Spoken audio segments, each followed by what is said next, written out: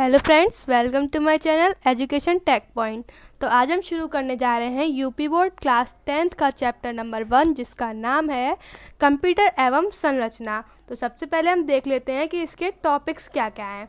तो इसके टॉपिक्स हैं, नंबर 1 है डेटा, नंबर 2 है सूचना विशेषताएं, कैरेक्टरिस्टिक्स ऑफ इंफॉर्मेशन, नंबर 3 है प्राथमिक संचार model, primary communication model, number 4 है मॉड्यूलेशन, नंबर 5 है सूचना संचरण इंफॉर्मेशन कम्युनिकेशन, नंबर 7 है ट्रांसमिशन, नंबर 8 है ट्रांसमिशन मोड। अब इनके बारे में हम एक एक करके पढ़ते हैं। तो नंबर 1 पढ़ते हैं हम डेटा के बारे में। तो अक्षरों, अंकों और सारणियों का वह समूह जिस पर प्रक्रिया करने पर अर्थपूर्ण सूचना प्राप्त होती है, डेटा कहलाती है। उदाहरण देख लेते हैं। किसी विद्यालय में अध्ययनरत मतलब उसमें पढ़ने वाले विद्यार्थी के नाम, परीक्षा के प्राप्तांक, परीक्षा का रोल नंबर आदि डाटा कहलाता है। मतलब किसी विद्यार्थी का उसमें नाम, उसके प्राप्तांक, ये सब का जो समूह होगा वो हमारा डेटा कहलाएगा। अगला टॉपिक है हमारा सूचना। तो सूचना के बारे में देखते हैं। डाटा को यदि किसी विशेष क्रम में व्यवस्थित किया जाए और उसका उपयोगी अर्थ होता है, अर्थात अर्थपूर्ण डाटा को सूचना कहते हैं। उदाहरण देख लेते हैं। छात्र के नाम, क्रमांक, कक्षा, अंकों इत्यादि को यदि व्यवस्थित किया जाए तो कक्षा के छात्रों का परिणाम ज्ञात किया जाता है तथा उसे व्यवस्थित रूप में प्रस्तुत करना सूचना कहलाता है। अगर हम कोई विद्यार्थी का नाम निकालें और उसका रोल नंबर कुछ आए और उसका कक्षा किसी और विद्यार्थी का है, तो ये हमारे सूचना नहीं कहलाएगी।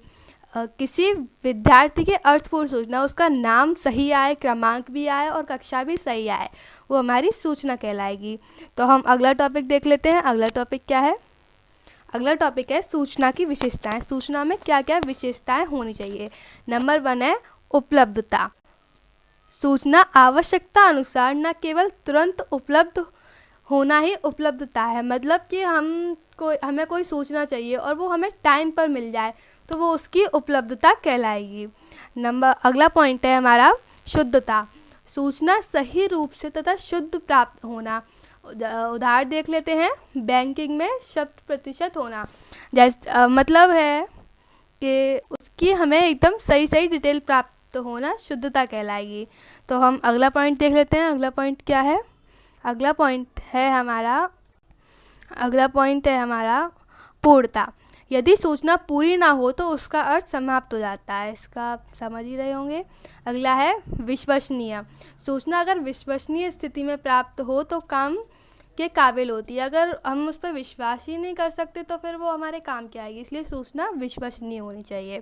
तो अगला देखते हैं। अगला पॉइंट है हमारा सूचना संचरण इंफॉर्मेशन कम्युनिकेशन। सूचना का एक स्थान से दूसरे स्थान पर पहुंचना सूचना संचरण कहलाता है। जैसे कि हमारी कोई सूचना है, उसे हम यहाँ से कहीं और पहुँचाएँ, वो हमारा सूचना संचरण कहलाता है। इस कार्य हेतु संचार लाइन जैसे तार, माइक्रोवेव, उपग्रह इत्यादि का प्रयोग किया जाता है। सूचना ध्वनि, चित्र, चलचित्र, लेख आदि के रूप में भी प्राप्त हो सकती। तो सूचना संचरण के हम उदाहरण देख लेते हैं। नंबर 1 है ऑडियो संचरण। तो ये हमारा कॉल करने के लिए फॉर्म है जो कि ऑडियो संचरण के उदाहरण में आता है। ये है हमारा वाईफाई और ये है रेडियो। और अगला उदाहरण है हमारा वीडियो संचरण, जो कि हम किसी कंप्यूटर या मोबाइल के माध्यम से भेज सकते हैं। अगला है डाटा संचरण, जो कि हम पीसी के द्वारा भेज सकते हैं। तो अगला टॉपिक देख लेते हैं। अगला टॉपिक क्या है हमारा? अगला टॉपिक है प्राथमिक संचार मॉडल। तो इसके बारे में पढ़ते हैं।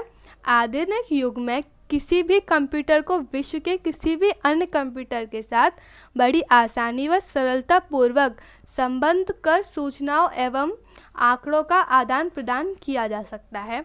सूचना का आदान प्रदान करने के लिए प्रेषक यानी कि सेंडर, अगर मैं आपको भेज रही हूँ तो मैं सेंडर हुई, तथा प्राप्तकर्ता यानी कि रिसीवर, और आप उसे रिसीव कर रहे हैं तो आप प्राप्तकर्ता यानी कि रिसीवर हुए। इन दोनों का होना मुख्य है। सूचनाओं का यह संचरण यानी कि आदान प्रदान विभिन्न माध्यमों की सहायता से संपन्न किया जा सकता है।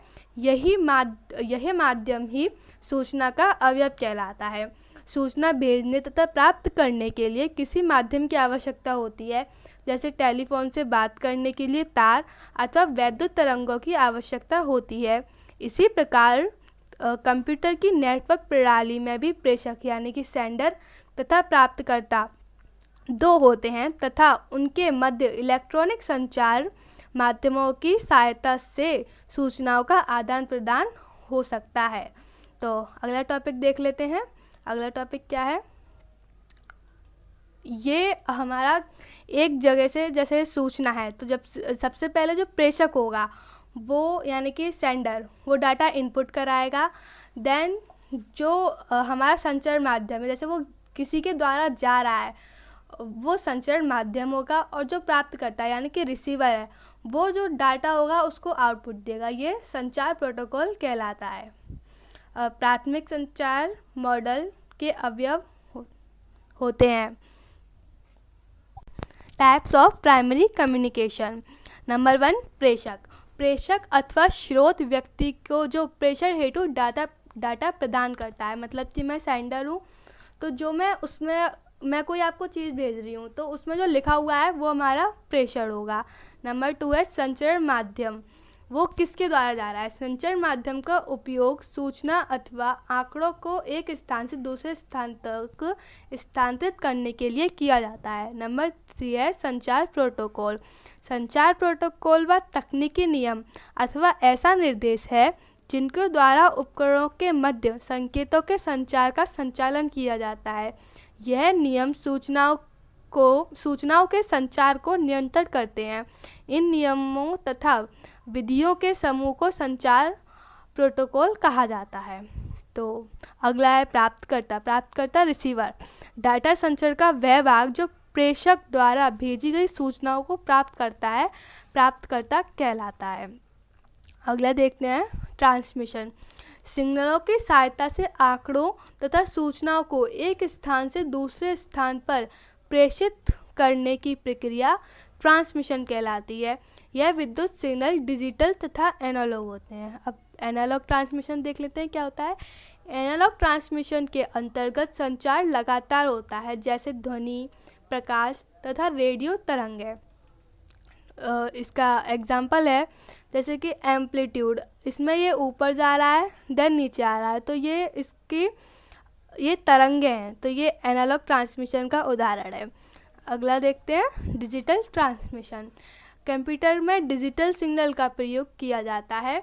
यह ट्रांसमिशन में वोल्टेज की पल्स को 0 तथा 1 के द्वारा दर्शाया जाता है। बाइनरी डिजिट 0 यानी कि बंद तथा 1 चालू, ऑन का प्रयोग ऑन होता है। तो इसका उदाहरण देखते हैं। यह है डिजिटल ट्रांसमिशन का उदाहरण। जो इसमें होता है वो कुछ इस टाइप से, इसके जो रेज होती हैं वो इस टाइप से चलती हैं। ऊपर है तो 1 यानी कि ऑन, और नीचे है तो ऑफ यानी कि 0। अगला देख लेते हैं मॉड्यूलेशन क्या होता है। डिजिटल सिग्नल को एनालॉग सिग्नल में परिवर्तित करना मॉड्यूलेशन कहलाता है। नंबर 2 है डीमॉड्यूलेशन। एनालॉग सिग्नल को डिजिटल सिग्नल में परिवर्तित करना डीमॉड्यूलेशन कहलाता है। ये इसका एकदम उल्टा होता है। तो अगला टॉपिक देखते हैं। अगला टॉपिक क्या है? अगला टॉपिक है मॉड्यूलेशन के टाइप्स। तो देखते हैं। नंबर 1 है आयाम। किसी सिग्नल का आयाम किसी बिंदु पर उसका मान होता है।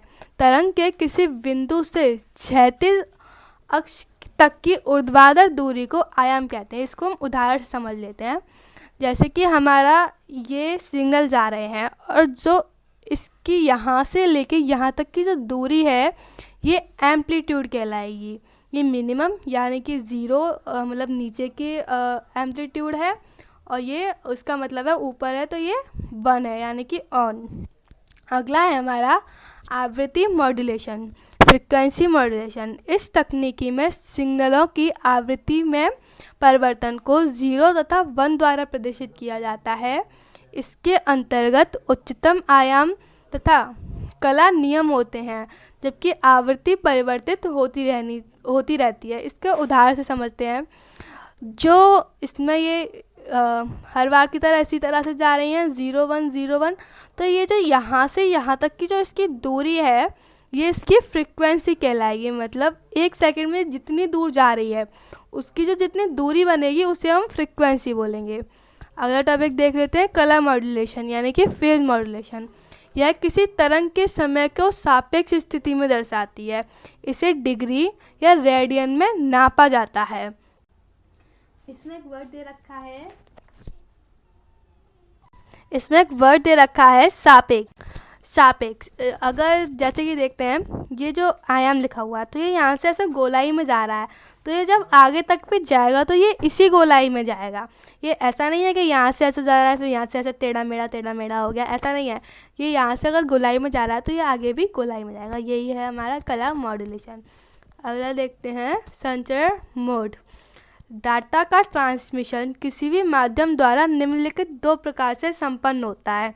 संचरण हम पहले ही पढ़ चुके हैं तो इसके टाइप्स देखते हैं। नंबर 1 है समांतर संचरण। इसके अंतर्गत बाइनरी डाटा के यानी संचरण से पहले डाटा को 0 या 1 के रूप में n बिटों के समूह में संगठित किया जाता है। समांतर संचरण में n बिट्स भेजने के लिए n वायरस का प्रयोग किया जाता है, अर्थात यदि 8 बिट्स भेजनी है तो 8 तारों का प्रयोग किया जाएगा। इसका मतलब है जैसे कि ये सेंडर है और ये कोई सूचना भेज रहा है, तो जितने ये भेजेगा ये पैरेलल कम्युनिकेशन में जाएंगे यानी कि समांतर में, क्योंकि इसका नाम ही समांतर संचरण है। तो ये जितनी बिट भेजेगा उतने ही इसमें तारों का प्रयोग किया जाएगा। जो रिसीवर होगा ये उसमें जब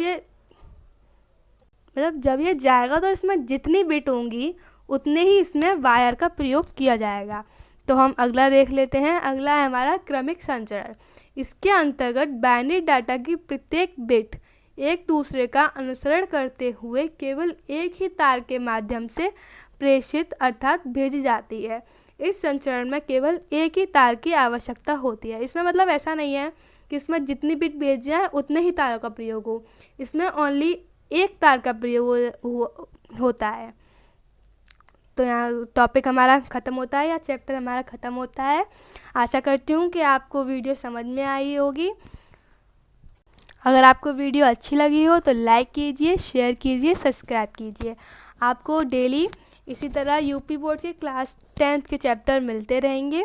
thank you for watching my video.